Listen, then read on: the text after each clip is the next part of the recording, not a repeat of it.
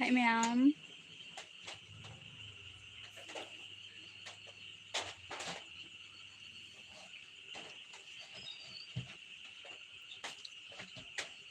See lab thazarina.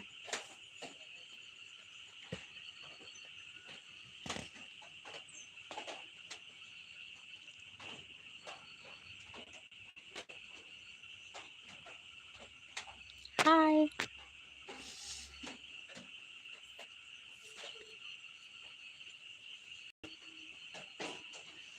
Next day thando niya thare ko ma'am.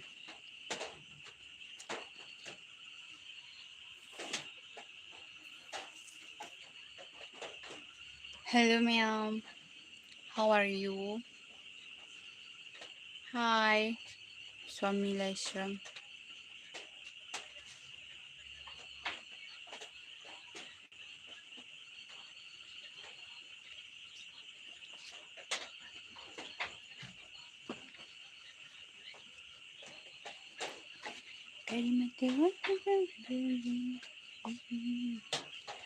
Now CD ithanda ngai de. Ni kaya.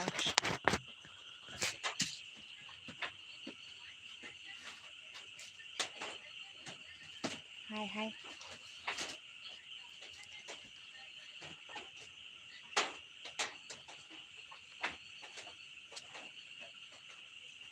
Nong tanabro ma'am sibo. Uda kuire ne. Kuire uda ba kuire. Day 29 da la tawni haramaga. Aidoraba. Thabak ama chillaba adudi thabak chinba yadraba. Warobigano.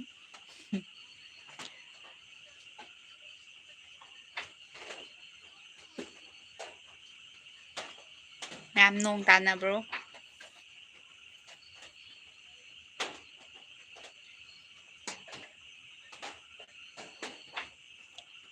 Amado yaudre ngasidi. Ngasidi ay thandoy thare ko.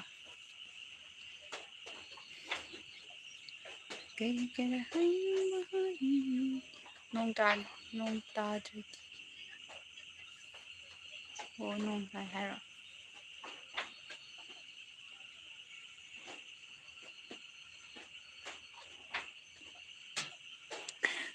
Tuloy sum family. Ma'am kedo nari kisa sana ra bro.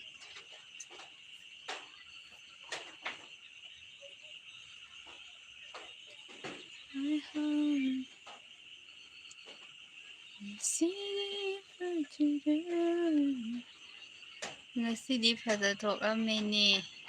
haijelle. Leikonsida ingwari pena.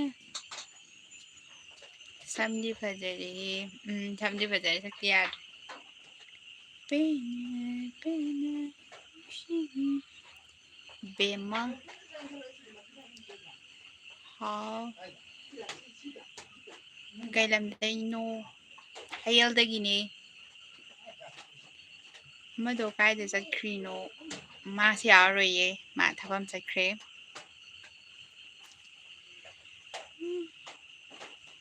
Kay mathen charage. Kay mathen na hoy chabatuba. Iron ba chahiye. Iron chai de kasi am hao ba chati. Ha. Hayandai. Haijali. Ay hayandagine. Hayal kangbro. Kangdras.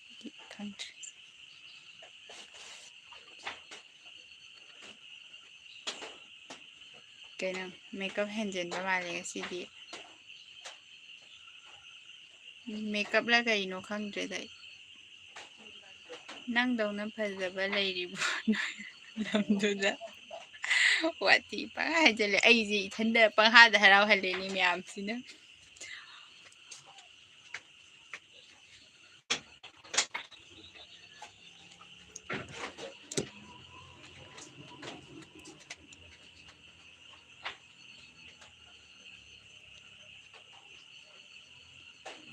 Kaya ako'y marawag ka dong video tazarak video live dong tazarak kanya. Kana na makeup to birin no nga CD may karatay. ꯑꯩ ꯃꯦꯀꯞꯇꯤ ꯑꯩ ꯏꯊꯟꯗ ꯑꯗꯨꯝ ꯇꯧꯖꯩꯌꯦ ꯑꯩ ꯃꯦꯀꯞꯇꯤꯀꯣ ꯃꯤ ꯇꯧꯅ ꯇꯧꯗꯦꯕ ꯃꯤꯒꯤꯗꯤ ꯑꯩꯅ ꯑꯗꯨꯝ ꯇꯧꯕꯤꯌꯦ ꯑꯅꯝꯕꯅ ꯆꯥꯛ ꯆꯥꯔꯕꯣ ꯁꯛꯊꯤꯕꯤ ꯆꯥꯡꯅ ꯅꯆꯦ ꯑꯅꯤ ꯑꯗꯨꯗꯤ ꯆꯥꯛ ꯆꯥꯔꯦ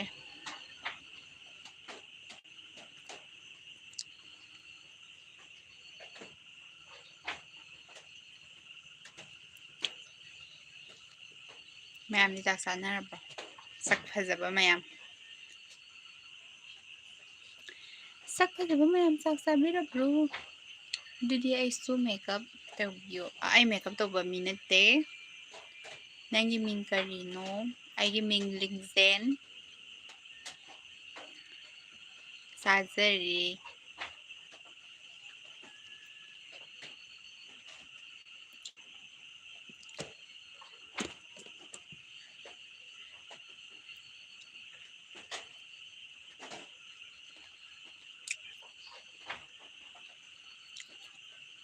ꯍꯥꯏ ꯂꯥꯡꯉꯝꯕꯁꯤꯡ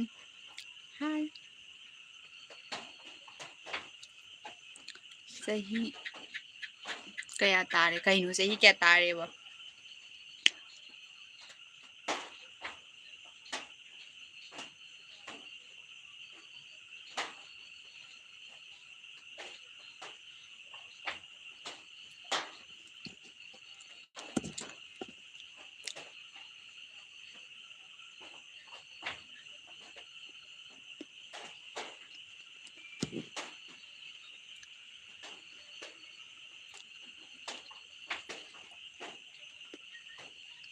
ꯐꯖꯩꯀꯣ ꯀꯥꯏ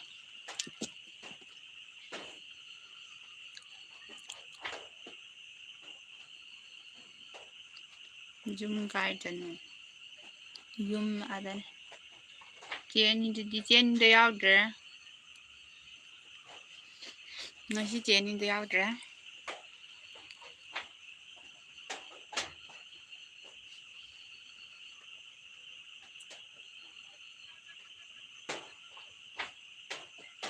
ꯀꯩ ꯃꯦꯀꯞ ꯇꯧꯕ ꯑꯣꯏꯔꯝꯗꯦ ꯏꯔꯨꯖꯕ ꯑꯣꯏꯔꯝꯃꯤ ꯌꯥꯔꯦꯁꯦ ꯈꯟꯅꯤꯡꯕ ꯈꯜꯂꯣ ꯀꯩꯁꯨ ꯈꯟꯗꯦ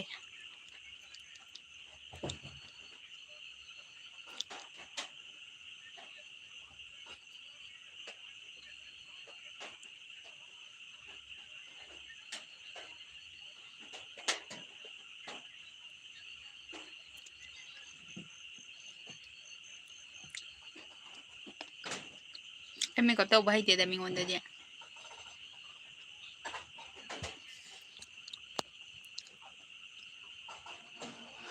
ꯆꯦ ꯑꯅꯤ ꯌꯥꯎꯗ꯭ꯔꯁꯨ ꯆꯦ ꯑꯃ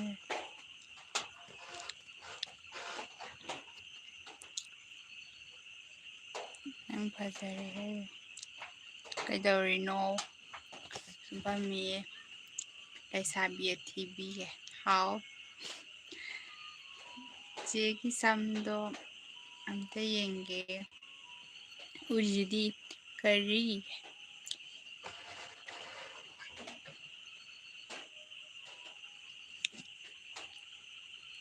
ꯆꯦ ꯅꯨꯡꯉꯥꯏꯔꯤꯕꯣ ꯅꯨꯡꯉꯥꯏꯔꯤꯌꯦ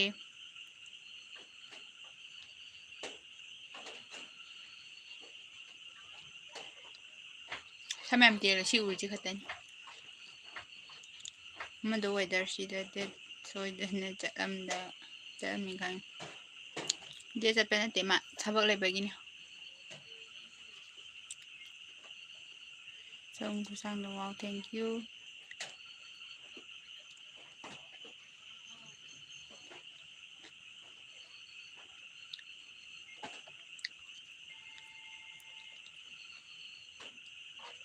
ꯉꯁꯤꯗꯤ ꯍꯨꯏ ꯉꯁꯤꯗꯤ ꯍꯨꯏꯒꯤ ꯌꯥ ꯃꯥꯟꯕꯗꯨꯗꯤ ꯌꯥꯎꯗ꯭ꯔꯕꯣ ꯌꯥꯎꯗ꯭ꯔꯦꯅ ꯍꯣꯏ ꯍꯣꯏ ꯌꯥꯎꯗ꯭ꯔꯦ ꯄꯪꯍꯥꯏ ꯍꯥꯏꯖꯜꯂꯦ ꯃꯤꯉꯣꯟꯗ ꯅꯪꯒꯤ ꯁꯝꯗꯣ ꯍꯥꯞꯄꯔꯣ ꯑꯩ ꯁꯝꯁꯦ ꯍꯥꯞꯄꯔꯩ ꯈꯪꯗꯦ ꯌꯦꯡꯗ꯭ꯔꯗꯤ ꯈꯪꯉꯔꯣꯏ ꯆꯍꯤ ꯀꯌꯥꯅꯣ ꯆꯍꯤꯗꯤ ꯌꯥꯝ ꯑꯉꯥꯡꯅꯤ ꯍꯜꯂꯣ ꯍꯥꯏ ꯑꯃꯗꯣ ꯂꯩꯇ꯭ꯔꯣ ꯂꯩꯇꯤꯌꯦ ꯀꯔꯤꯒꯤ ꯂꯥꯏꯞꯅꯣ ꯋꯥꯊꯤ ꯉꯥꯡꯕꯒꯤꯅꯦ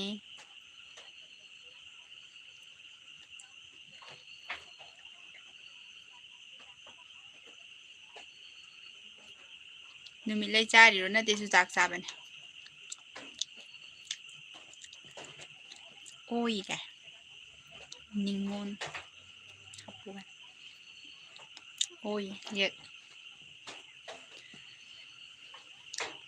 Hi. Hello.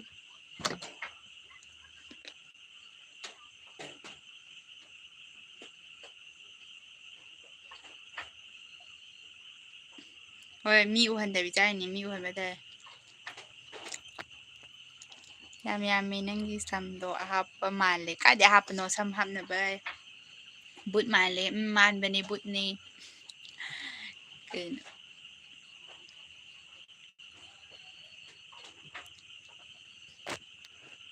Saksare. Neikhaibi Team gi cashier natro nang yarsina nya khani wakalo.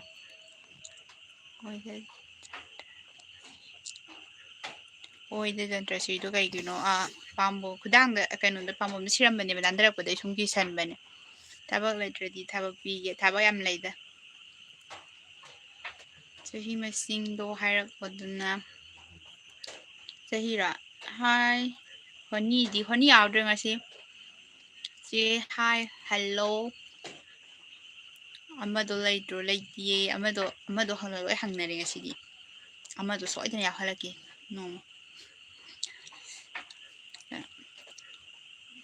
Chak charaga chujak amuk chariba. Charingai challe. Nangi samdo aga iki maidam paktre chum sardi.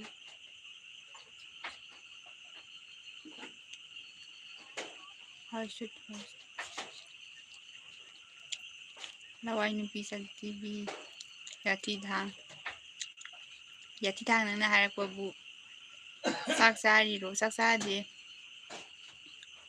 Lingjen nangi.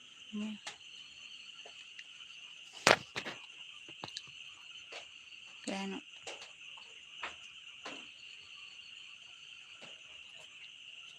Lingjen hello sister. Hi. Tumagi ko good night. Good night. Saksare.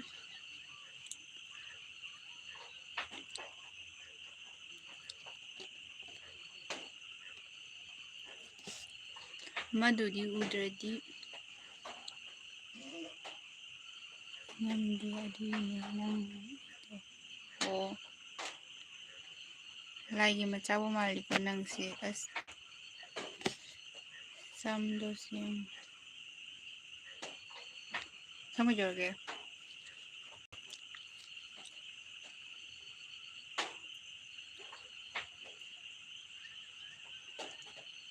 Hello sister. Hi. Hi, chaksarbo, chaksare. Si ay amu yorak e. Yorak e. Kemte. Okay na. Iron bataye.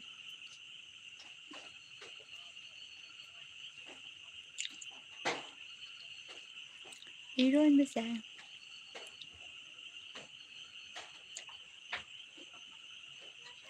Samdo fazay haiba. Oh, thank you. Kailamdagi no hayaldagi ni.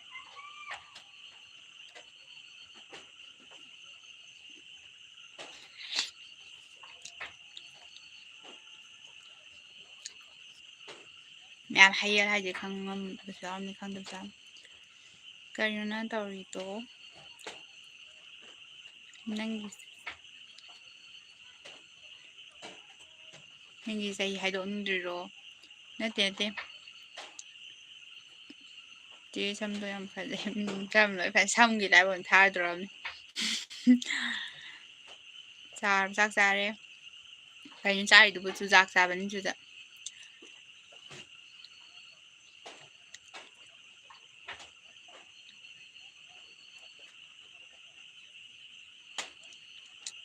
Nade diet kan te sati kai. Chị ai khang bro, ai khang ni bro. Khang di khangam ni bro. Noi mình do direct sida i ta bedo na. Ai to phazana khang dre. Ming hairo. Sak yam phazay.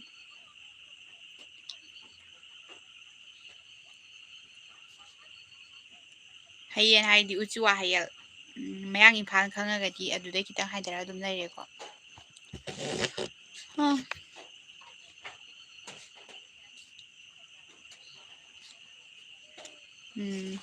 Che how brush to nungtigi tawko yathi thang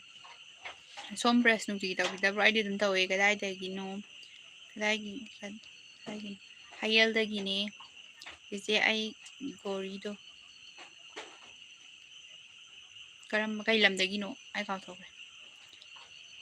sister nahan kai lab tharak tradi kedorage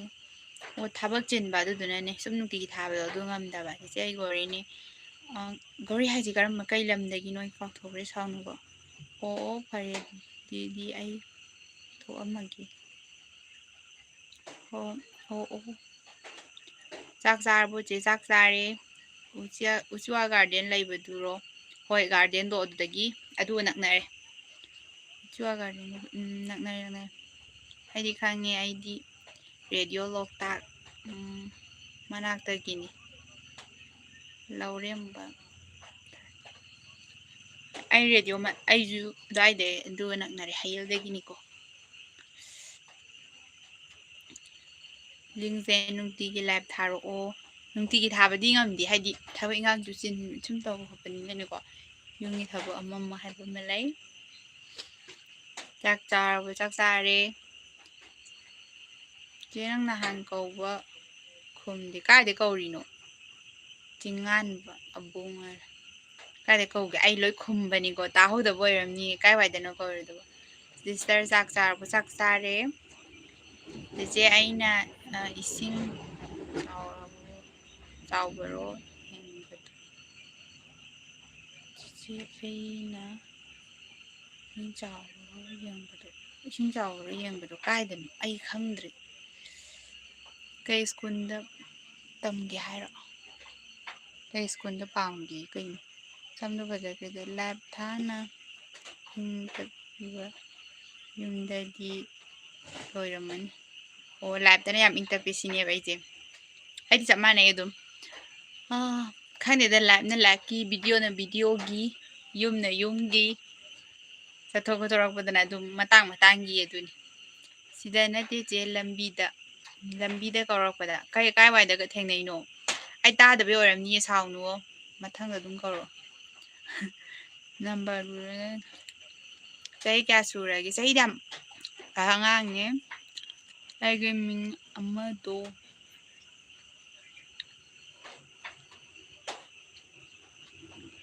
aige ming manabado aige gain ai khangdre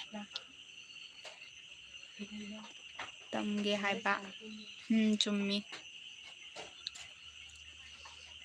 jingan ba kai jawada thengnari no ai duk phatna khangdabagi tahawdabo soja oramnebo ko mathangda kawro dum khumakke kai ming kawge ai Lingjen kawwe sam phari dubu kai chage tham phayira chujak sai jahi 19 anba male jahi 19 gumba male chumdore hi di hello hairammo kaino hairamdoje Cici Lingjen aiga ming manaba kaino ming manaba ai like torambadu thamjara hoi hi hoi hi hello hi hoi idam 19 lo 19 ne 19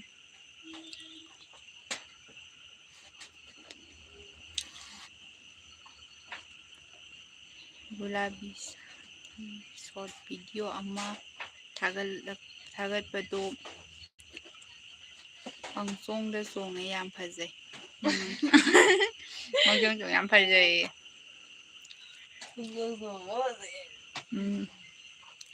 masi thengnagigum tawre priya khangbo nanggi thengnagigum tawre priya khangbo priya haije priya kawba imanbi leidi lebako karamba priya ojono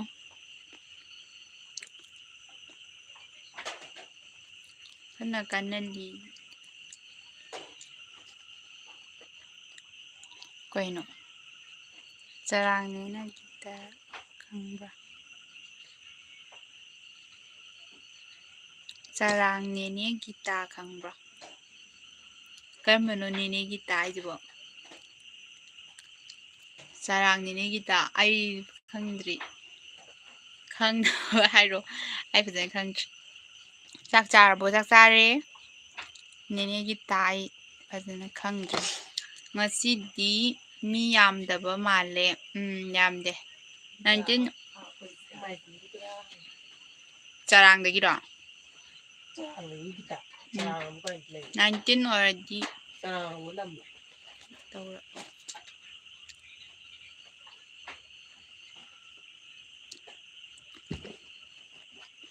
ꯆꯍꯤꯗꯣ ꯍꯥꯏꯁ ꯀꯅꯥꯅꯣꯅ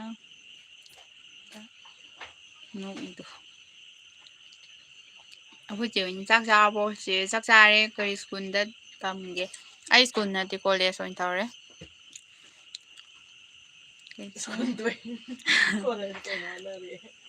ꯀꯩꯅꯣ ꯑꯟꯖꯨ ꯍꯣꯏꯒ ꯄꯨꯟꯕꯗꯣ ꯑꯟꯖꯨ ꯍꯣꯏꯒ ꯄꯨꯟꯕꯗꯣ ꯑꯟꯖꯨ ꯍꯥꯏꯁꯦ ꯑꯩ ꯈꯪꯉꯤ ꯏꯃꯥꯟꯕꯤ ꯂꯩꯌꯦꯕ ꯑꯟꯖꯨ ꯀꯧꯕꯁꯨ ꯎꯆꯤꯋꯥꯗꯒꯤꯔꯣ ꯑꯩꯁꯨ ꯂꯤꯡꯖꯦꯟ ꯊꯣꯏꯕꯤ ꯀꯧꯋꯦ ꯑꯩꯒ ꯃꯤꯡ ꯃꯥꯟꯅꯕꯗꯣ ꯑꯣꯀꯦ ꯈꯪꯉꯦ ꯈꯪꯉꯦ ꯅꯣꯡꯃ ꯑꯃ ꯃꯥꯟꯅꯩꯅ ꯍꯥꯏꯈꯤꯕꯗꯣ ꯀꯩ ꯃꯊꯦꯜ ꯆꯥꯒꯦ ꯏꯔꯣꯟꯕ ꯆꯥꯏ ꯀꯩ ꯃꯊꯦꯜ ꯆꯥꯔꯒꯦ ꯆꯦ ꯏꯔꯣꯟꯕ ꯆꯥꯏꯌꯦ ꯉꯁꯤꯗꯤ ꯑꯗꯨꯝ ꯍꯤꯟꯖꯥꯡ ꯂꯩꯇꯗꯅ ꯏꯔꯣꯜꯂꯕ ꯑꯣ ꯀꯩꯁꯦ ꯍꯣ ꯗꯤꯗꯤ ꯑꯗꯨ ꯌꯥꯝ ꯍꯥꯏ ꯀꯩ ꯀꯣꯂꯦꯖꯇꯣ ꯑꯩ ꯃꯊꯪꯗ ꯍꯥꯏꯔꯛꯑꯒꯦ ꯈꯔ ꯂꯥꯏꯚ ꯂꯣꯏꯔꯝꯗꯥꯏꯗ ꯐꯖꯅ ꯍꯥꯏꯔꯛꯑꯒꯦ ꯃꯤ ꯃꯌꯥꯝꯗꯣ ꯍꯪꯕ ꯀꯣꯛ ꯉꯥꯎꯋꯦꯕ ꯃꯤꯅ ꯍꯪꯕ꯭ꯔꯥ ꯀꯩꯅꯣ ꯃꯤꯅ ꯍꯪꯕ꯭ꯔꯥ ꯍꯥꯏꯁꯤꯕꯣ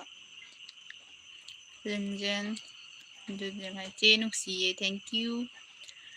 ꯅꯨꯡꯁꯤꯕꯤꯕꯈꯩ ꯂꯣꯏ ꯊꯦꯡꯀ꯭ꯌꯨ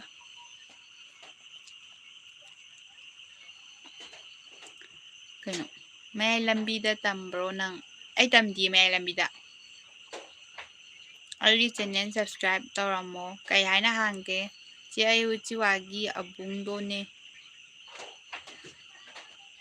ꯎꯆꯤꯋꯥꯒꯤ ꯑꯕꯨꯡ ꯀꯝꯕ ꯑꯕꯨꯡꯅꯣ ꯃꯤ ꯃꯃꯤꯡꯁꯦ ꯃꯥꯟꯅ ꯃꯥꯟꯅꯕ ꯂꯩꯃꯟꯗꯅ ꯀꯣꯛ ꯉꯥꯎꯔꯦꯕ ꯑꯗꯨꯗꯨꯒꯤꯅꯦ ꯑꯣ ꯅꯪꯒꯤ ꯅꯅꯥꯛꯇ ꯋꯥ ꯉꯥꯡꯉꯤꯗꯣ ꯃꯁꯛ ꯑꯝꯇ ꯎꯠꯂꯛꯑꯣ ꯑꯩꯈꯣꯏ ꯚꯤꯗꯤꯑꯣꯗ ꯌꯥꯎꯕꯗꯨꯅꯦ ꯑꯗꯨꯗ ꯊꯣꯛꯈꯤꯗꯣ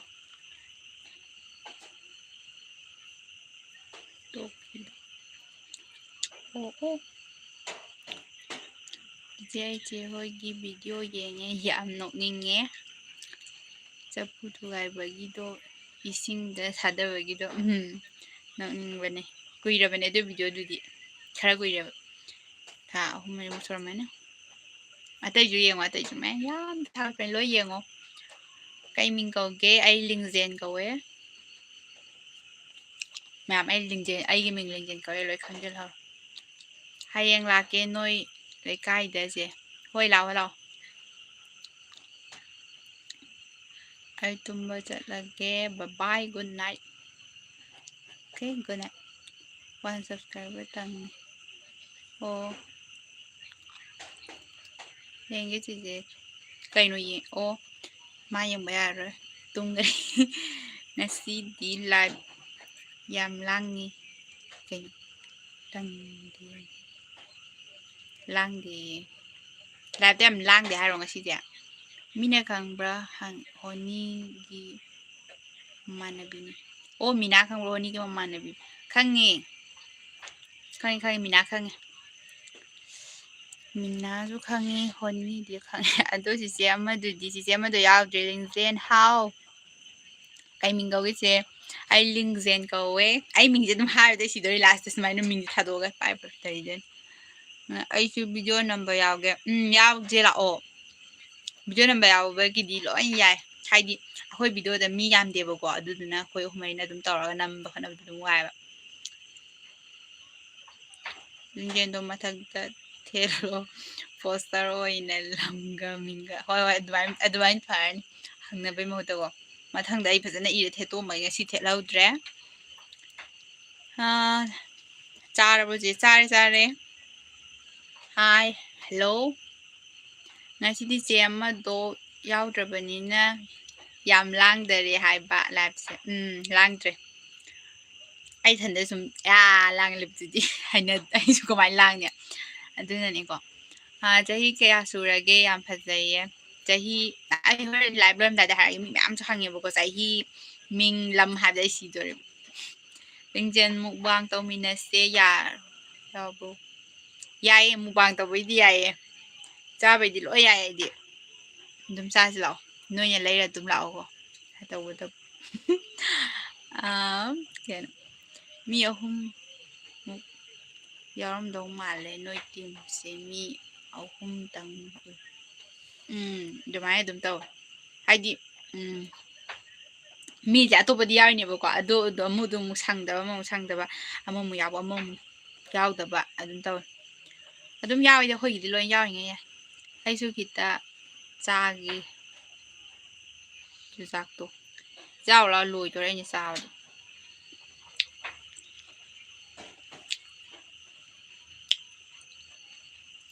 yang lagi pina yushigini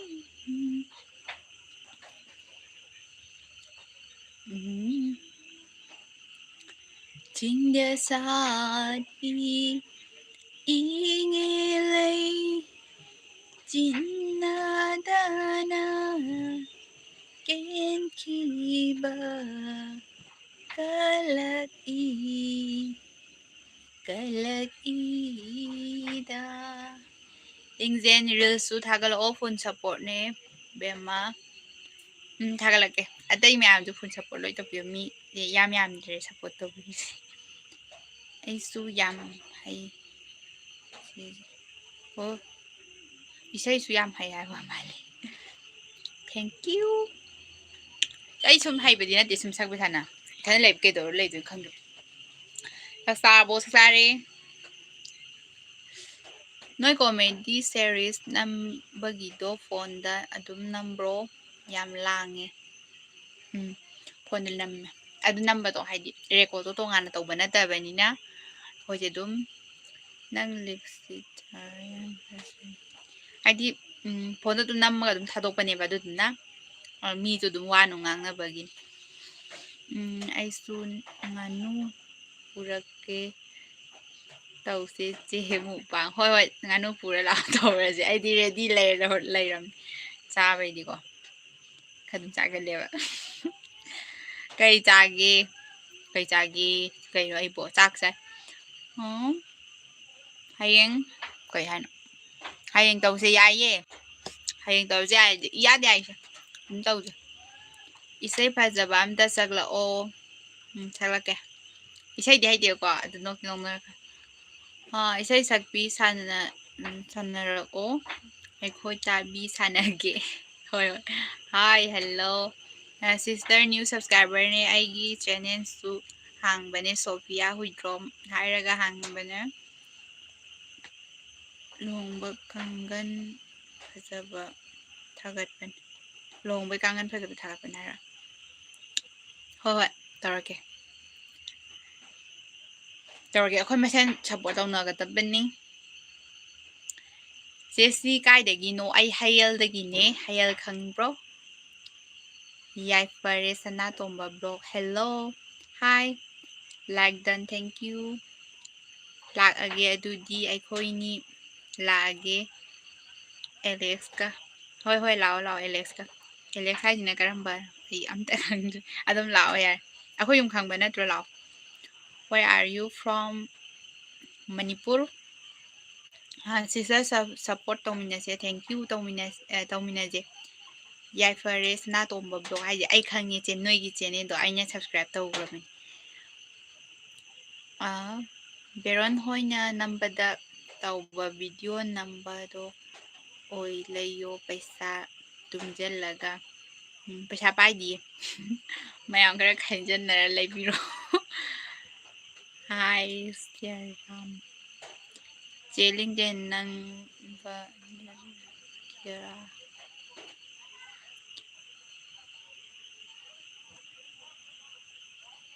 2000 kaya luhongdoino yang wali khangdriba you are my day yes I'm my day Alex su khangdaba khangdi khangamni hadi usuagi loi khangamni aduduga ado masa hadi masa ka mami phasana khangdabdo du oibagineba udi loi khangni noi loi khangeda loi khangamni hadi kamai khangoi doi where are you sister keno mama tombida gi phone na ai sanarapado ai sanarido kaino haideba noma tombidagi phone na alingonda sanarapado aine noine sanarido kanano tombida aijibo kanada sanagrage ahoi am sanade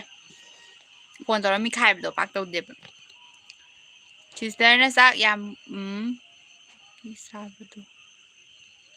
sister na sak yam isabado yam do sak yam po bisabado yam paksai hanu bisabado video da oi video gi ngaki mana be sumpang to sale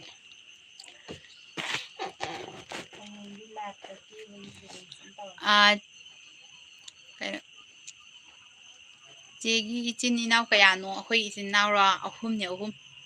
aide duma seng seng bai dokpani 2005 da lohong bai druman haje comedy post da thambiu aigi new video ama thagat pani brother haidera ai khoi di kaino je subscribers yam debo ko hoi adum thamba yage thamake subscriber yam dabani na brother hoina adum hen bani na hoina thambado adi sum kay haidoino mina migi channel amawagi thagatle na khangadra hoi thagapadi ko shukai adum thagat ke thagalo hairagati 2025 da hongani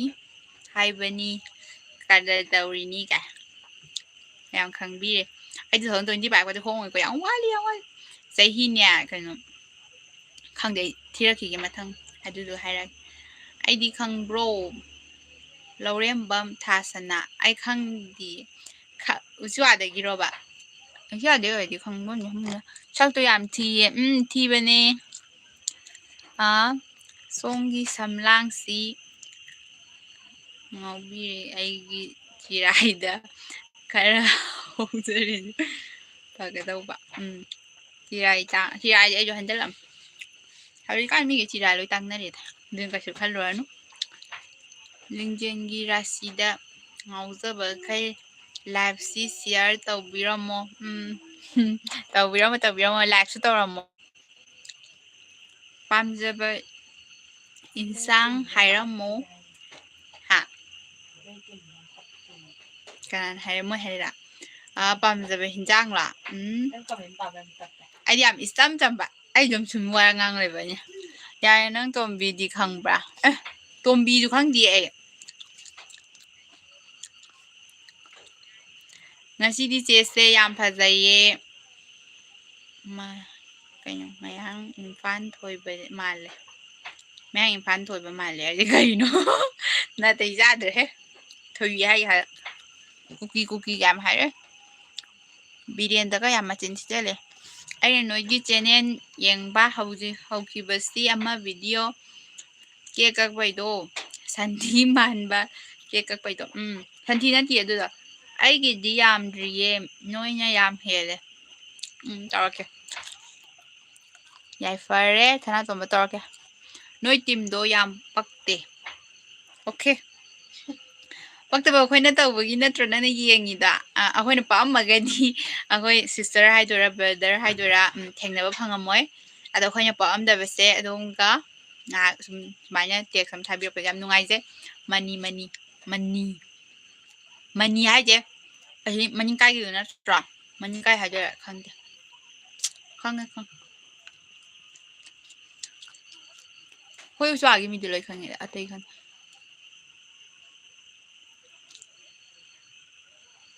kaino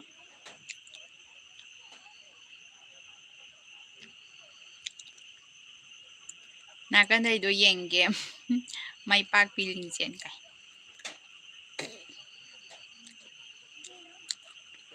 nakan dai do yeng hala ro ai hairage che ba numito ai lo hong ba numito kaino hayalage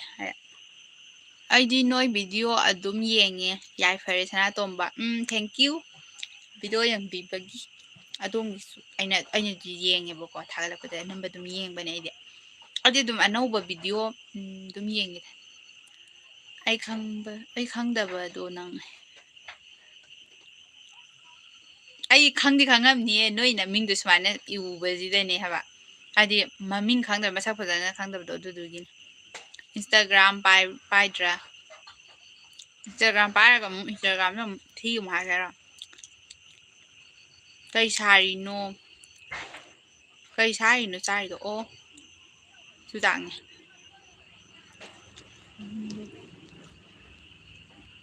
kai hun kai no ai khang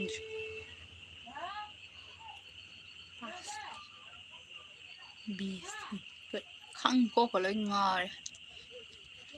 jingan ba abung ai ko ngar ming kai ko ge imanabi Lingjen ko manabi matang di train chak da mapa sarani ai hoi nang mapa sarani matang de saro nong amuk tarakle ni kanna akhoi di ta akhoi si di ta di sak yam phajai ko thank you nong di tarame ba ko aduduga di ko nya di ta tra akhoi masen support tawmina se akhoi masen support tawmina ga da bane akhoi masen support tawmina dragadi kamai tawni mina di kamai tarakani natrane che mathang che mathang da thagala kada ba video laibro mathang video jira mukbang oi thagala age Lingjen nang na phammido kaidano ai phammi jira phambam da kai lam no hayal da gine nu kai no kai akhoi ne ko YouTube hang masen support tawna ga dabne adu khang mi ga je hui mai dai masa de namana support tawna de ba ko mi amana ma tawba se yam sidana ba yam hard ba dumai tawne ba anambana loina mak ina haibana chade ko khara anambana chak charabo rasi leibi ke rasi leibi miting na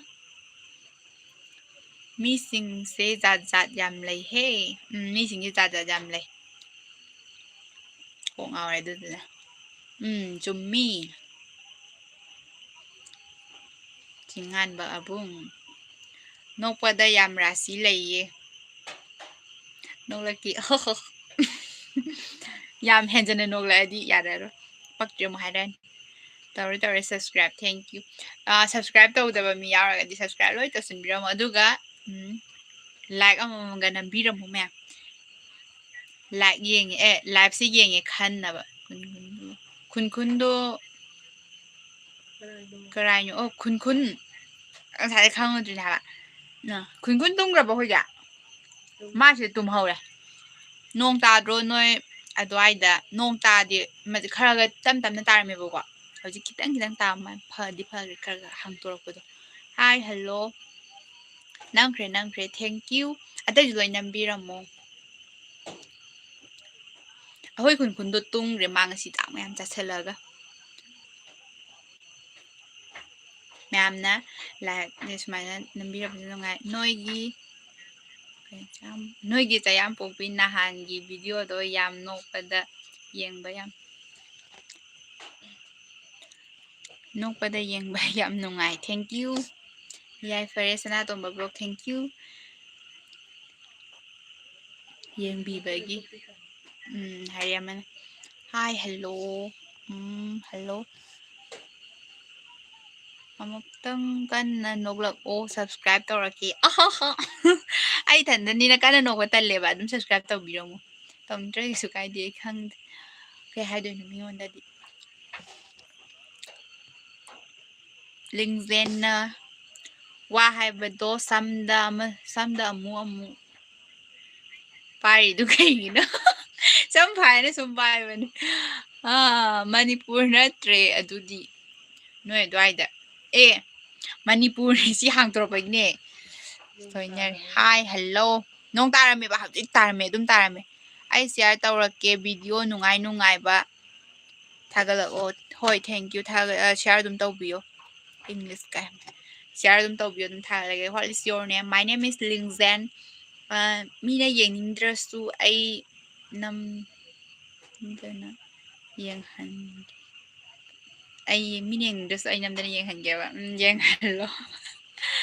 ꯌꯦꯡꯗ꯭ꯔ ꯑꯗꯨꯝ ꯐꯥ ꯌꯦꯡꯍꯜꯂꯣ ꯍꯥꯏ sister hello ꯐꯖꯅꯕ ꯐꯖꯅꯕ ꯑꯩꯔꯣꯗꯤ ꯌꯦꯡꯅꯤꯡꯗꯕ ꯃꯤꯗꯣ ꯃꯃꯤꯠ ꯐꯥꯛꯇꯣꯛꯑꯒ ꯌꯦꯡꯍꯜꯂꯣꯌꯦ ꯅꯥꯀꯟꯗꯦ ꯍꯥꯏꯔꯛꯄꯅꯤ ꯐꯝꯕꯗ ꯄꯨꯔꯦꯗ ꯌꯦꯡꯂꯒꯦ ꯄꯦꯟꯅ ꯐꯖꯕ ꯐꯖꯅꯕ ꯁꯤꯁꯇꯔ ꯀ꯭ꯂꯥꯁ ꯀꯌꯥ ꯀꯥꯏꯅꯣ ꯑꯩꯗꯣ ꯀꯩꯅꯣꯅꯤ ꯀꯣꯂꯦꯖ ꯀꯥꯔꯤꯕꯀꯣ ꯌꯦꯡꯒꯦ ꯌꯦꯡꯉꯣ ꯁꯦ ꯁꯝ ꯌꯥꯝ ꯐꯖꯩ ꯃꯊꯪꯗꯗꯤ ꯁꯝꯒꯤ ꯂꯥꯏ ꯑꯣꯏꯅ ꯊꯥꯔꯛꯑꯒꯦ ꯁꯝꯒꯤ ꯀꯃꯤ ꯉꯥꯛꯇ ꯉꯥꯏꯔꯦ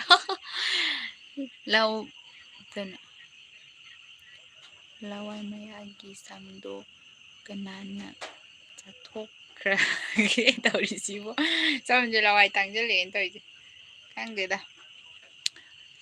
ꯁꯝ ꯑꯣꯏꯅ ꯊꯥꯔꯁꯤꯔ ꯈꯪꯗꯦ ꯆꯦ ꯑꯩꯗꯤ ꯆꯥꯛ ꯆꯥꯗ꯭ꯔꯁꯨ ꯆꯦ ꯎꯕꯗ ꯄꯨꯛꯀ ꯂꯣꯏ ꯊꯜꯂꯦ ꯑꯁ ꯐꯔꯦꯅꯦ ꯑꯗꯨꯗꯤ ꯅꯪꯗꯤ ꯆꯦꯡ ꯁꯦꯞ ꯑꯣꯏꯔꯦꯅꯦ ꯑꯩꯅ ꯂꯥꯏꯞ ꯊꯥꯔꯒ ꯀꯩ ꯀꯣꯂꯦꯖꯇ ꯇꯝꯒꯦ ꯀꯣꯂꯦꯖꯇꯨꯔꯣ ꯑꯩ ꯍꯣꯔꯦꯟ ꯂꯣꯏꯔꯝꯗꯥꯏꯗ ꯍꯥꯏꯔꯛꯑꯒꯦ ꯚꯤꯗꯤꯑꯣ ꯌꯦꯡꯅꯤꯡꯗꯕꯁꯨ ꯃꯃꯤꯠ ꯐꯥꯛꯗꯣꯛꯑꯒ ꯌꯦꯡꯍꯟꯗꯧꯅꯦꯅ ꯍꯥꯏꯕꯤꯔꯛꯑꯦ ꯑꯩꯈꯣꯏꯒꯤ ꯊꯣꯛꯆꯣꯝ ꯁꯅꯥꯊꯣꯏ ꯆꯅꯨꯅ ꯃꯌꯥꯝ ꯃꯥꯅ ꯍꯥꯏꯁꯦ ꯆꯨꯝꯃꯛꯇꯣꯏꯅꯤꯀꯣ ꯑꯁꯤꯗꯤ ꯁꯨꯝ ꯆꯨꯝꯃꯛꯇꯣꯏꯅꯦꯕ ꯅꯍꯥꯟꯒꯤ ꯚꯤꯗꯤꯑꯣꯗꯣ ꯀꯩ ꯍꯥꯏꯅꯣ ꯀꯅꯥꯒꯤ ꯑꯥꯏꯗꯤꯌꯥꯅꯣ ꯁꯤꯁꯇꯔ ꯅꯍꯥꯟ ꯚꯤꯗꯤꯑꯣꯗꯨꯔꯣ ꯑꯩꯒꯤ ꯑꯥꯏꯗꯤꯌꯥꯅꯦ ꯑꯗꯨꯝ ꯑꯩꯒꯤ ꯑꯥꯏꯗꯤꯌꯥꯅꯦ ꯑꯅꯝꯕꯅ ꯌꯥꯝ ꯏꯪ ꯇꯞꯄꯦ ꯏꯆꯟꯁꯦ ꯚꯤꯗꯤꯑꯣꯗꯗꯤ ꯌꯥꯝ ꯂꯥꯡꯕ ꯃꯤ ꯃꯥꯜꯂꯦ ꯔꯤꯜꯁꯗꯗꯤ ꯌꯥꯝ ꯆꯝꯃꯦ ꯍꯥꯏꯕ ꯔꯤꯜꯁ ꯍꯥꯏꯁꯤꯅꯦ ꯑꯩꯅ ꯍꯣꯏ ꯆꯝꯕꯅꯦ ꯑꯗꯨꯝ ꯚꯤꯗꯤꯑꯣꯗꯗꯤꯀꯣ ꯍꯥꯏꯗꯤ ꯃꯥꯟꯅꯕ ꯑꯦꯛꯇꯤꯡꯅꯤ ꯗꯥꯏꯂꯣꯛꯅꯦꯅ ꯑꯗꯨ ꯄꯪꯍꯥꯏ ꯍꯥꯏꯖꯤꯟꯕ ꯈꯣꯠꯄ ꯂꯥꯡꯕ ꯑꯩ ꯉꯥꯏꯍꯥꯛꯀꯤ ꯑꯦꯛꯇꯤꯡꯗꯣ ꯃꯥꯜꯂ ꯂꯣꯏꯔꯦꯅ ꯁꯨꯝ ꯄꯪꯇꯧ ꯇꯧꯁꯟꯕꯅꯦꯕ ꯚꯤꯗꯤꯑꯣꯗ ꯑꯣꯏꯕ ꯑꯩꯒꯤ ꯁꯛꯊꯝꯗꯣ ꯑꯁꯦꯡꯕꯗꯗꯤ ꯑꯣꯏꯔꯝꯒꯅꯤ ꯈꯜꯂꯨꯅꯨ ꯃꯌꯥꯝ ꯑꯇꯩꯁꯨ ꯂꯣꯏꯅ ꯅꯣꯏ ꯑꯃꯗꯣ ꯅꯣꯡꯒ ꯇꯥꯕꯁꯤꯗ ꯀꯥꯏꯗ ꯆꯠꯂꯤꯅꯣ ꯃꯥ ꯃꯌꯨꯝ ꯆꯠꯈꯤ ꯃꯥ ꯑꯩꯈꯣꯏ ꯌꯨꯝ ꯄꯨꯟꯗꯤ ꯍꯥꯏ ꯍꯜꯂꯣ ꯍꯧꯖꯤꯛ ꯍꯥꯏꯕꯤꯌꯣ ꯑꯩ ꯀꯩꯅꯣꯅꯦ ꯐꯥꯔꯁ ꯁꯦꯃꯤꯁꯇꯔ ꯀꯥꯕꯗ ꯌꯥꯏ ꯑꯗꯨꯝ ꯁꯝ ꯈꯔ ꯆꯥꯊꯣꯛꯈ꯭ꯔꯁꯨ ꯍꯣꯏ ꯁꯝ ꯈꯔ ꯆꯥꯊꯣꯛꯈ꯭ꯔꯁꯨ ꯑꯗꯨꯝ ꯌꯥꯏ ꯍꯥꯏꯕꯤꯔꯛꯑꯦ ꯊꯦꯡꯀ꯭ꯌꯨ ꯆꯥꯛꯀ ꯆꯥꯔꯕꯣ ꯏꯆꯦ ꯆꯥꯔꯦ ꯏꯪꯂꯤꯁ ꯀꯩ ꯍꯥꯏ ꯀꯔꯤ ꯋꯥꯈꯟꯗꯅꯣ ꯃꯩꯇꯩ ꯁꯥꯔꯤꯗꯣ ꯂꯤꯡꯖꯦꯟꯒ ꯍꯣꯅꯤꯁꯀ ꯁꯥꯔꯤꯅꯤ ꯀꯩꯅꯣ ꯕꯤꯠꯇꯅꯤ ꯕꯤꯠ ꯍꯥꯏꯁꯤ ꯀꯩꯅꯣ ꯚꯤꯗꯤꯑꯣ ꯂꯩꯇ꯭ꯔꯕ ꯚꯤꯗꯤꯑꯣꯒꯤ ꯀꯩꯅꯣꯗꯣ ꯀꯣꯟꯇꯦꯟꯗꯣ ꯂꯩꯇ꯭ꯔꯕ ꯑꯗꯨꯗꯅꯦ ꯑꯩꯈꯣꯏꯁꯦ ꯀꯩꯗꯧꯗꯣꯏꯅꯣ ꯑꯉꯥꯡ ꯃꯌꯥꯝꯁꯦꯀꯣ ꯚꯤꯗꯤꯑꯣꯁꯦ ꯃꯣꯏꯁꯦ ꯌꯥꯎꯅꯤꯡꯉꯦꯅ ꯍꯥꯏꯔꯕ ꯑꯉꯥꯡꯁꯤꯡꯁꯦ ꯀꯩ ꯌꯥꯎꯍꯜꯂꯒ ꯄꯨꯊꯣꯛꯇꯣꯏꯅꯣꯗꯤ ꯈꯪꯗ꯭ꯔꯕ ꯑꯗꯨꯗꯅꯦ ꯑꯩꯈꯣꯏꯅꯅꯦꯀꯣ ꯑꯗꯨꯗ ꯑꯣꯏꯅ ꯇꯧꯕꯅꯤꯗ ꯍꯥꯟꯅ ꯀꯩ ꯁ꯭ꯀꯨꯜꯗ ꯇꯝꯃꯛꯀꯦ ꯑꯩꯈꯣꯏ ꯎꯆꯨꯋꯥꯗ ꯑꯗꯨꯝ ꯇꯝꯃꯦ ꯎꯆꯨꯋꯥ high school I love you ꯍꯥꯏꯔꯝꯃꯦ ꯔꯤꯜꯁꯇꯒꯗꯤ ꯍꯤꯡꯆꯥꯕꯤ ꯃꯥꯜꯂꯤ ꯂꯥꯏꯐꯇꯅ ꯃꯤꯑꯣꯏꯕ ꯃꯥꯜꯂꯤ ꯔꯤꯜꯁꯇ ꯍꯤꯡꯆꯥꯕꯤ ꯃꯥꯜꯂꯤ ꯑꯩꯁꯦ ꯆꯥꯆꯥ ꯒꯨꯗ ꯅꯥꯏꯠ ꯑꯩ ꯇꯨꯝꯃꯒꯤ ꯆꯥꯆꯥꯒ ꯍꯥꯏꯖꯤꯜꯂꯛꯑꯦꯀꯣ ꯑꯩꯉꯣꯟꯗ Which language Manipur language this is ꯅꯨꯄꯥꯅ ꯁꯥꯍꯜꯂꯨ ꯌꯥꯗ꯭ꯔꯣ ꯅꯨꯄꯥ ꯂꯩꯇꯤꯌꯦ ꯑꯩꯈꯣꯏꯒꯤꯗꯤ ꯑꯩꯈꯣꯏ ꯚꯤꯗꯤꯑꯣꯗ ꯌꯥꯎꯕꯤꯅꯕ ꯅꯨꯄꯥ ꯂꯩꯇꯕ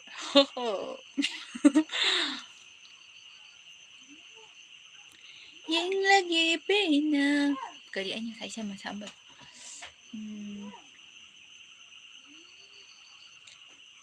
Kautok. Isay saraki sum. Ma'am haitraga su bit. Ay laadabani yauba Narendra. Lao. Hi, hello. Nupa yam tangi takpanine hojik matam adudi hajik matamda hoi nupa. Kan adai da hongam ba jai go hoi video da yaw na ba sum lai taban pa ni ma'am lebo ko. Video mo pam da mi ge pam mani da. Hi, hello. Wanggoy Higher Secondary School da nang manba ama thengnagre. Ay tame. Ay tame duda. Tambro som tambro. Brother hayo sister da na chan nachi nanggi favorite song hayo ay favorite song ay di dum khangge dum pangsakda sai dum favorite oibadu leit hoi yamna ing tappa isai haidi seti oiba nataba yam nungsiba isai do set song di nate ko adugumba isai do pa. Hello sister, hi. No leikhaigi nupa ayamba hello yadro nupa ro mi kamay pa hoi sai de nupa di mai mai thabak loi chinaba Neikhaibi Team hai se kari naidoino aidi ahanbane khangise o video da dum yengbiro video da comedy ngakta tawbane akhoi nupi ngakta namboy ba aduduna ne sum hoi entertainment oina dum tawbane bako aduda man Neikhaibi Team mana dum tawbane ma'am waro bigano ano borega di subscribe tawsanbiramo chebi ye account ta haibirak pa yagadra akhoi si Neikhaibi Team mana Facebook page ama lebane adu Facebook page lebane ba adu follow tawsanbiramo sak sare nangna uragabudi khangniye banti ilangba hoi uradi khangam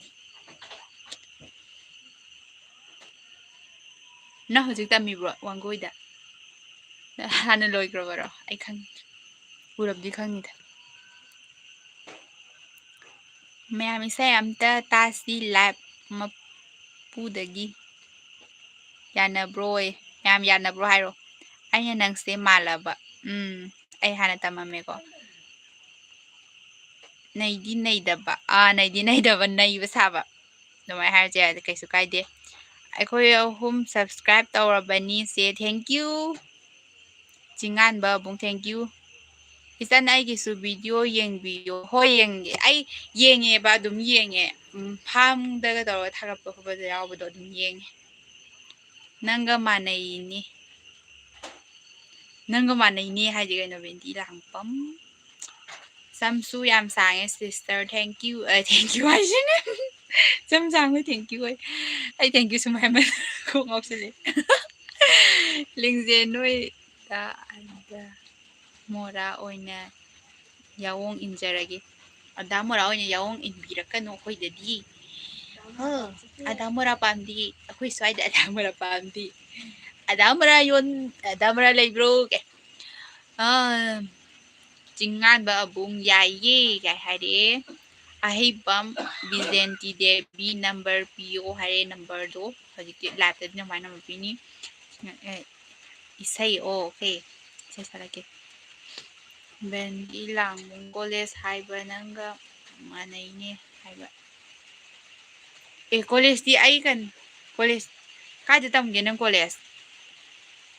ai ga mana hai ba country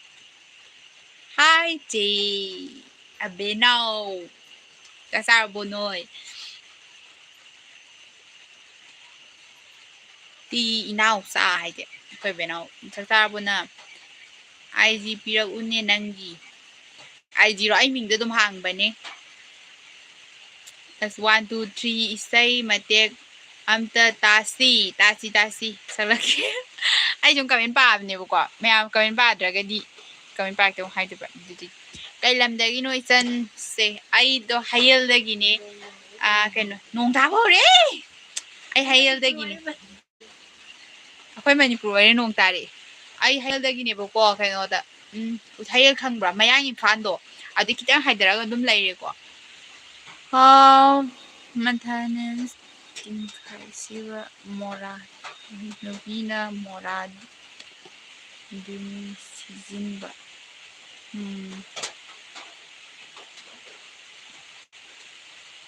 Abenang na te athoy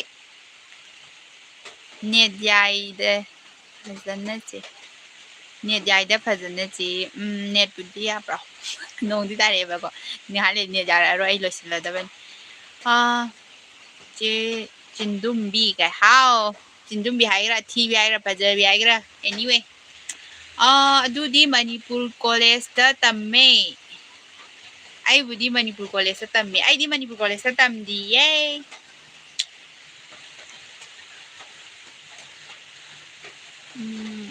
khangye ichan aina Nambon isoktagi ne adudi kasi am lapna rubudi oidre ko yai first na tomba bro chak charabo chak chare ai su 12 wangoi da tama ai su tame 12 su 12 phok tame no ada ko thabiu tan Nanggi isay taraga ita uy kay nung kong tabi rai di ba yung wanda isay sa ka nung kong tabi uy noy na ay da nung tabay koy na tep kiba nung ako yung mong tari no stay matang da di Sunday da oy nya live thabira o yaraga di hoy tharke Sunday da live thara dam ni siday di Sunday do ID fazai se thank you ID thank you 的 han bazai har ju ti har ju sakthi bi har Lingjen sam du tunglom da haigat ko but man le but ne nya sai je man rawo hoi yam lap na dre nong ma un se sum sak khang na ba oina hoi yai first na to ma yai nong pun je hoi di yai dum yai ꯑꯩꯈꯣꯏꯁꯨ ꯑꯗꯨꯝ ꯄꯨꯅꯤꯡꯉꯦꯕꯀꯣ ꯍꯥꯏꯗꯤ ꯃꯤ ꯑꯇꯣꯞꯄꯒ ꯄꯨꯟꯕꯗꯨꯁꯨ ꯁꯨꯝ ꯅꯨꯡꯉꯥꯏꯗꯅ ꯚꯤꯗꯤꯑꯣꯒ ꯅꯝꯃꯤꯟꯅꯔꯁꯨ ꯌꯥꯏ ꯑꯗꯨꯁꯨ ꯑꯗꯨꯝ ꯌꯥꯏ ꯅꯪꯅ ꯁ꯭ꯀꯨꯜꯗ ꯄꯨꯟꯕ ꯐ꯭ꯔꯦꯟ ꯈꯔ ꯃꯃꯤꯡ ꯄꯜꯂꯛꯑꯣ ꯑꯩꯅ ꯁ꯭ꯀꯨꯜꯗ ꯄꯨꯟꯕ ꯐ꯭ꯔꯦꯟ ꯁꯦꯅꯥꯔꯤ ꯈꯪꯕ꯭ꯔꯣ ꯑꯗꯨ ꯀꯅꯥ ꯁꯦꯅꯥꯔꯤ ꯈꯪꯕ꯭ꯔꯣ ꯑꯗꯒꯤꯗꯤ ꯂꯤꯟꯗꯥ ꯍꯣꯏ ꯑꯗꯒꯤ ꯂꯣꯏ ꯄꯨꯜꯂꯦꯗ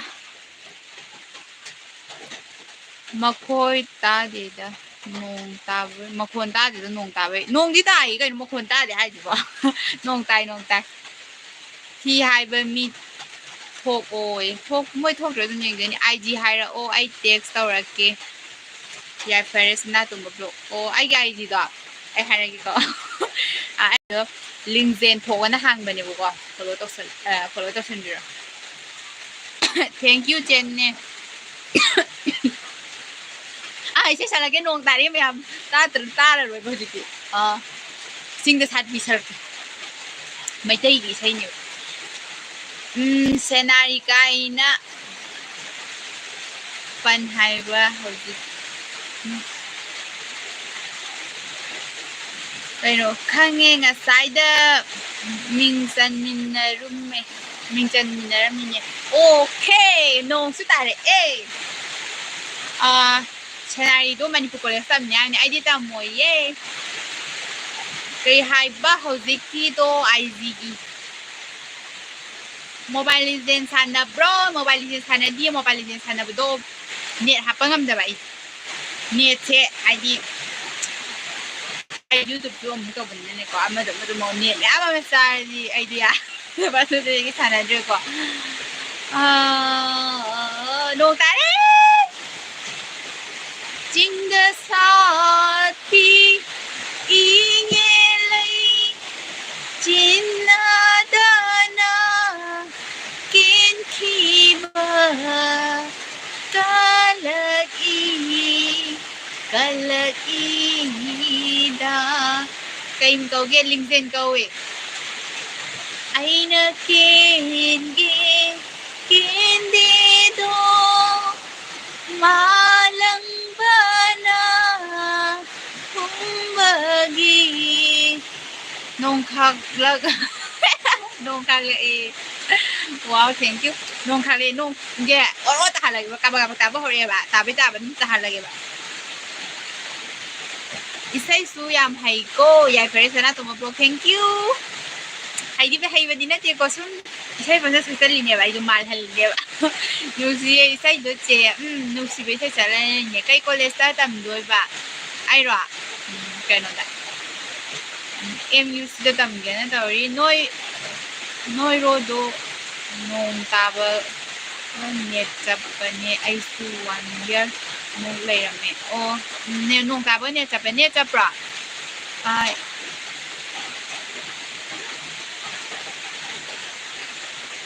like to select thank you noi ro ne chap hoi nong taba ne chap adu ne chap ra hoi nong ta re kai lam da yo Lingjen se ai hayal da gi ne uchwa hayal aina kende do malang bana bagi ken bani da ai subscribe to rido thank thank you la thai bani ne subscribe to ko do udri adu dinane thank you subscribe to bira ko thank you adu subscribe to ba ano bo mi yaro gadi dum to sen bira mo thank you bendi rang Manipur college ta tamamba oidi nang du loi khangara da bani hoi khangara da bani Manipur college ta mari khangara da bani ado ai Manipur college ta tamde kano da hoi ai do college sama do nya tammane ba ne ai lambi da ni na ko sister how Albert ID ngasi naton mayada sambu tungba malure aduga iPhone da mubaba layom Taiwan da oi ai ya to na sambu tungdam ne ko jinga sathi inge lai china da na layom Jinarana kintiba kalai da aina kende do malang bana kumbagi ken bani da malang bai su kai dau de nei rang da isai chuan sak sanara bro bo sare malang bai su kai dau de nupi amta semako imanam bagi ai nupi semba nupi na tiye nupi karbata wo mi na tiye ai wo nupi sembi o nya ura bo mayam na onat nya de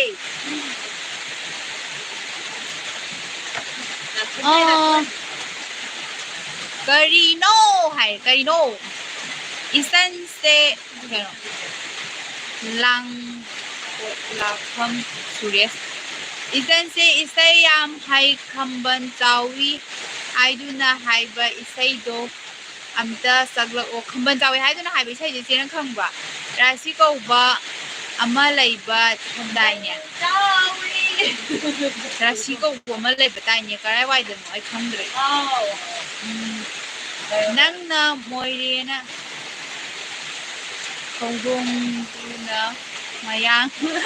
tangli ba karin pija da wana thima in khalak ba gine ma nga ne noira me in khalak pi mayang ka gine ba kwa sida la ye la o nupi la ye jingan bagi abu jingan ba abung hai je mawon da nupi la ye mawon sem hallo kisani rom jak sarabo tak sare nangi sak sarabo you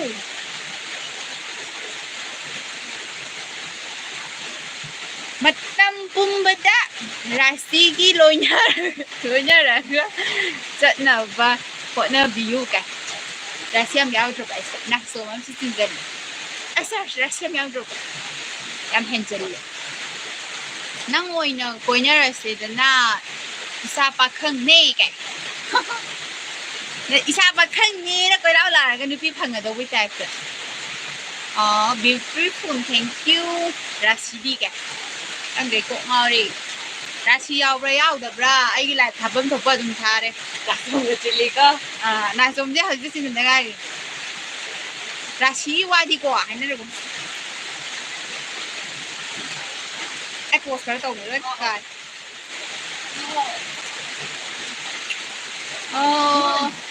je hodon do lei ai lauragi kaino mi hodon mu lauragi hasba yaro ye akhoi di hodon yam si bo ko akhoi hodon hadi luna tau akhoi mi su lo nya luna tau noi kwa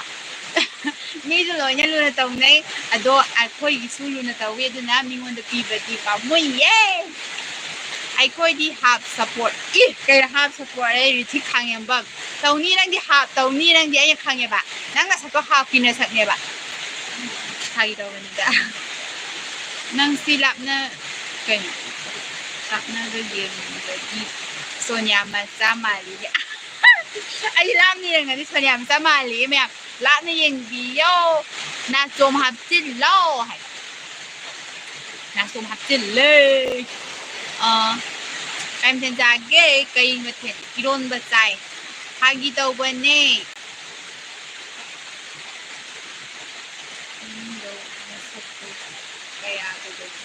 nang di ko hindi na subigan nang na boy na balay ba na di ay sikrang aba okay ai phoi tarik lay o moi tarik lay se yam phazai thank you phazai hai bedi thank you how bro how we like to say thank you nong su bro nong su ye ai trying to take care of like malang bai su kai đâu de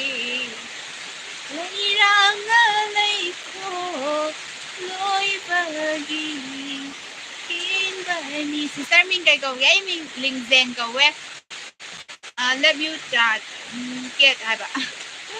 cái làm đây nó sister sẽ ai hail the gini chua hay nong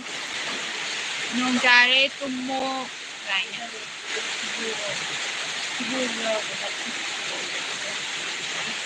nungai bo itao da kuire ke hai sin khai nungai ye nang su da kuire te mu bang do hou dong oi na tao se ai hou dong da di ye ai hou dong da za di ko me I love you jing de saat pi yam phazara me phazara man ban yam chi ben inge lai jin na na na in tiba kalat ini da aina kende do malang bana na som na thaza man bigi mai thong tang the bi yes bon yeng de ai tumba du de hi hello aina kende do malang bana kumbagi ken bani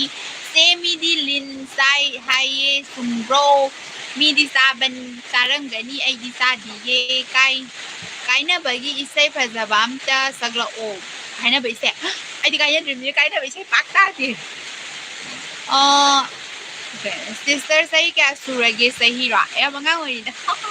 mata hai ra te kai nom hai ge hayo kai nom dam de lo hai ge dam ni hai ning ba ge hai ge dam ni ba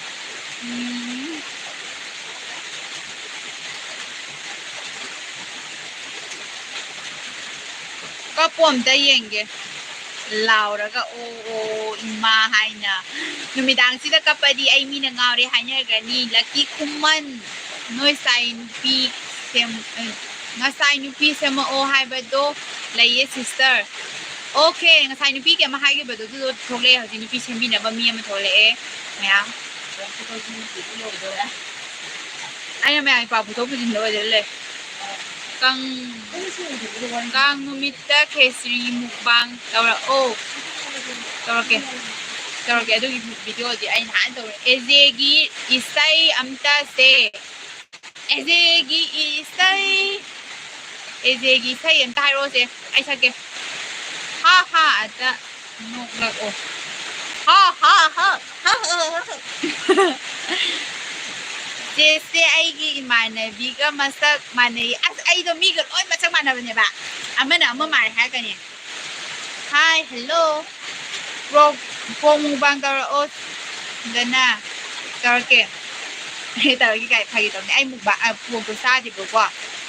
ai je mukbang ji tawgi na ji tawra bane ba adu da ai ji kai ke jam sagan de hai di koi sa ba di me asa de ba adu pok sa de sister hello hi sister ay nupi do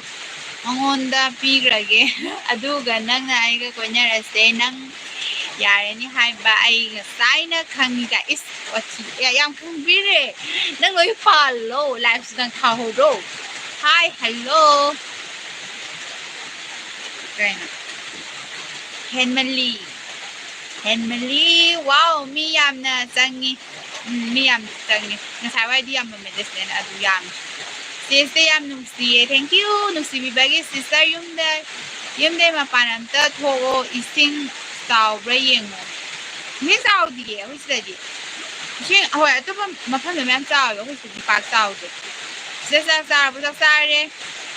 sister roni bala mutum do yam male roni bala mutum oh kangi kan kano ka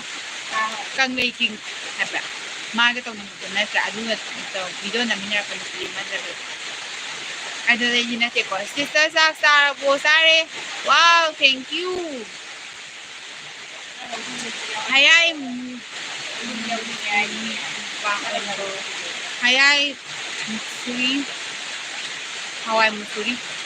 musuri do ay tanin te kang tak na kara sanin nge ba awai musuri te tanin te hi sister kay lam dano ayal da gini you are so beautiful thank you mane se hoy mane chume ay du khang nge ba du kuire noi udaba kuire nang su udaba sister se kay lam dano hayal da gini chua hayal me ang fan ka dum na na ay dos mai hadre di me ang hayal ta khangam te ba ay na hangi tholo ta bi khang ri ay hodi ten haira ni ba sin isin inaw kaya no sin yang kali hay du mali wen isin inaw aphum ne napabung dudaga laser madi kaya dan mamit na zarong gada ba nang natawis akari no haris go onto ba hoy babung lay ko nang sin no imaga ja manai kaya kanano hoy makhang ro sister sin se kay 다가리 노 제네도 디행 비데 subscribe 덕서로도 아코 제네네 비디오 로 돌아니 당 당아 두가 로 행비로 아코 제네데 코미디나 남부터 보니 코미디 닝 그데 행비로 아도 셋 오도 이 비디오 샤브네 좀 행비로 hello sister hi yam numsi udaba kuire nang su udaba kuire rabi sogol sem udaba kuire nungari ye me too sister do me too my sister today you are very nice this sahi kaya surage sahi ro sahi 19 sure akong san bagi masan pina tronang se mane kanano se ojora brother ojora sister ojora kanano khoda gi phela姐 I love you baby khoda khang ko mi sorry ha khoda mi tan tri sahi kaya ro sahi 18 la sahi ja sahi amad lo chan do ni ai je sahi sum ya moi do ni ai je hai ko ding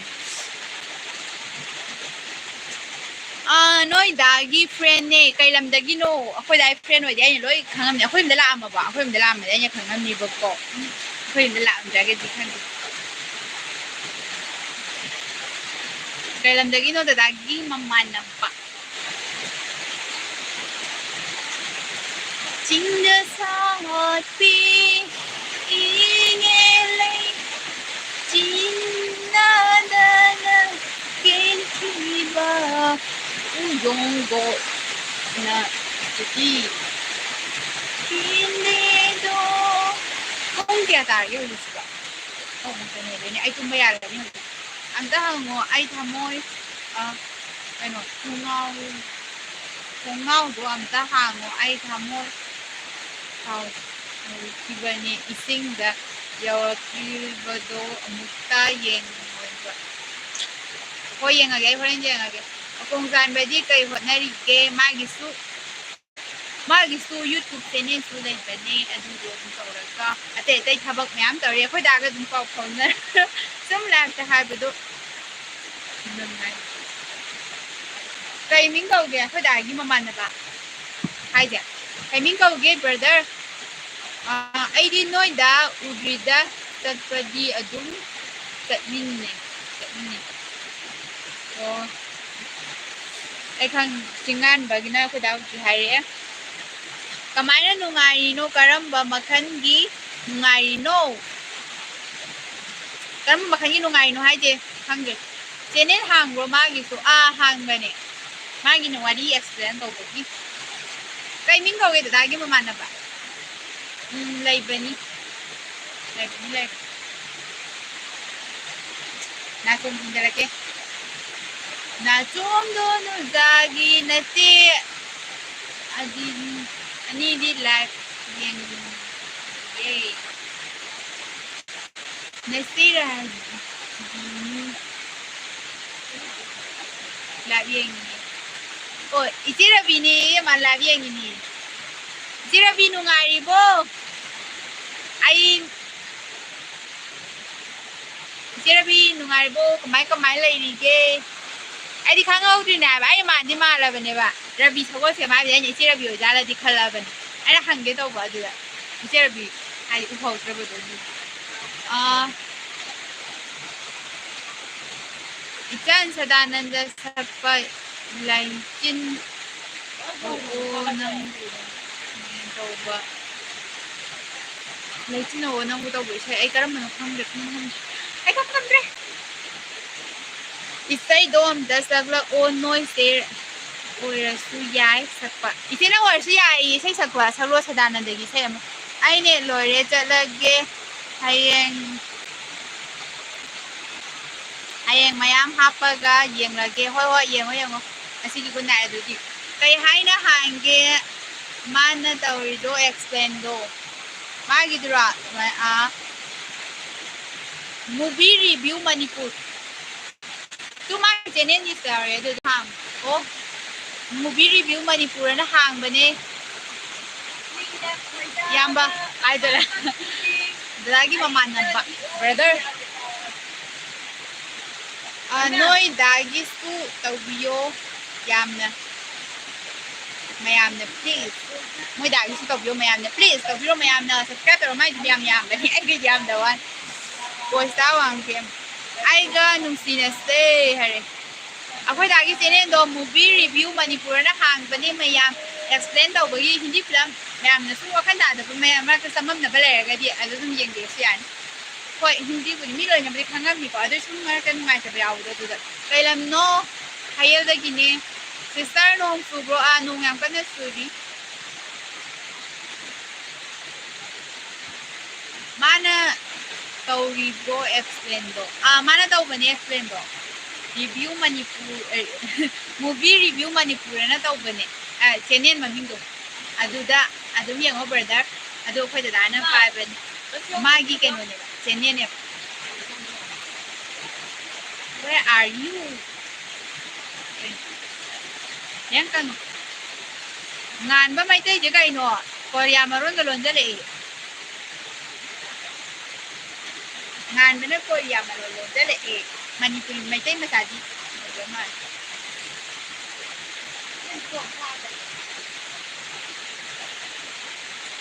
ꯄꯨꯡꯒꯤ ꯑꯣꯏꯕ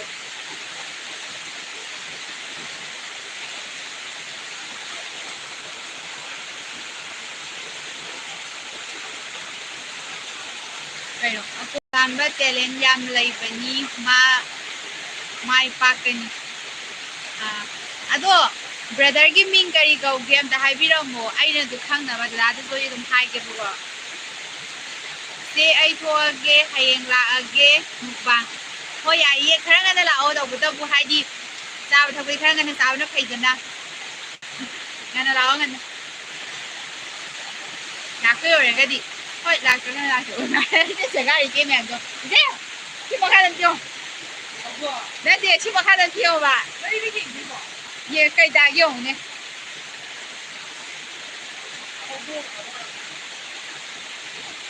मैं मैं जो live लो चले नहीं नोंग जो यार कन्ना तारे अंजुआई के क्या है मैं नोई दी इसिंग काउ जो होय दे हाय होय ला कोई दी ngana good night merci ado ai di loi rồi ko ai sum mayam ga na ha oi ba tai to ke cái no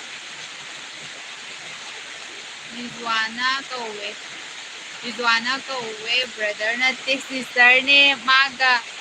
tikling ngai dagi class amta oitoine aduna khangba okay Rizwana ai di brother oitoine ngori ba nganu ani tause ho ya ye nganu ani tause amma mapum tawra ne doi nong su ro nong su ye lam marak asida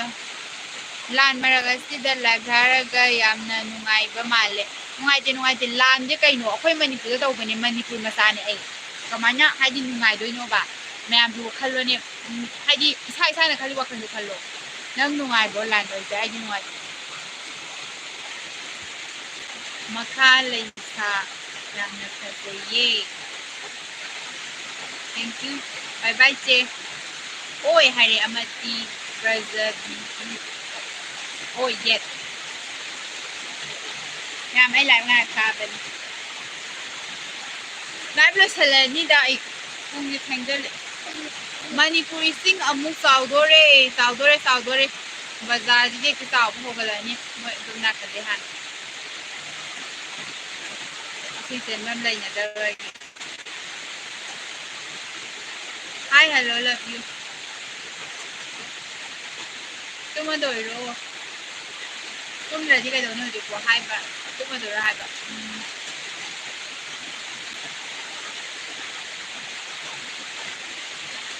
Chen how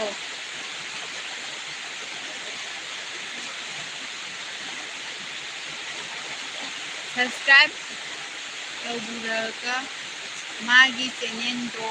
nahadagi khamdabagi ne nangi su tawrabane sapun support kanna hotnaw ko inaw bi hoi hotnage se ai video su dam yengo video de akhoi di ko me di nga ta thaga se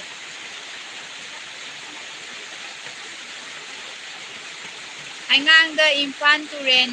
hai dore hai se infan turen kai dore hai si hai di ano go paw mayam ano go paw ma hai di hoji hai ngang da infan turen kai dore ichan nang yam si thank you nusi bagi na som do phajai ko ai na sai rong din de silapani de sina som de do patlam de ba ha de nong ta ba gi hoi ye ge video agde la ba khiji hoi thank you se ngai ri ye noi gi se de loi ne ye nge rabi sabon se hoi noi gi rabi khama na ju nungai ba ko libra na ju hangin ham su te sundar de ye ka du da khoi na ju khama de hai ba uda ba ko ye rabi hoi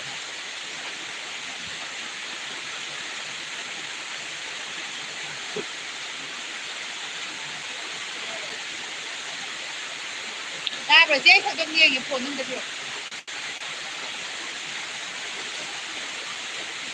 na nungai noi su te le nyam le Thank you, Jeff. Jeff, đang ngồi kỹ thuật rồi.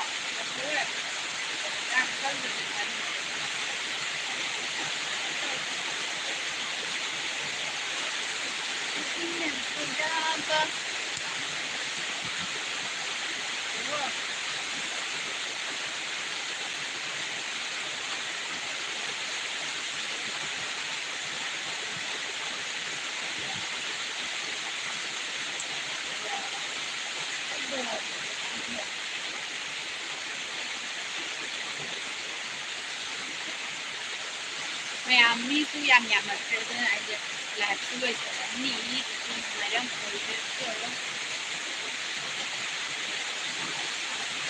Tay 20 na to ng Amarjit Lamjing ba? Tay 20 na to ng steak. Mane man. Sak sarap po sare.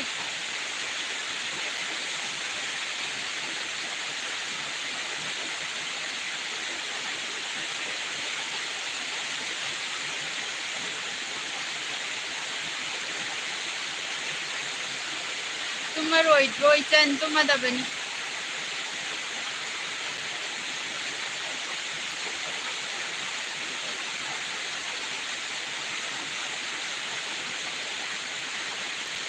Kalurin no matan sendini matam kumbada mayamdi Sebastian sang na daw ngamba oyuko. Thank you, oidarage.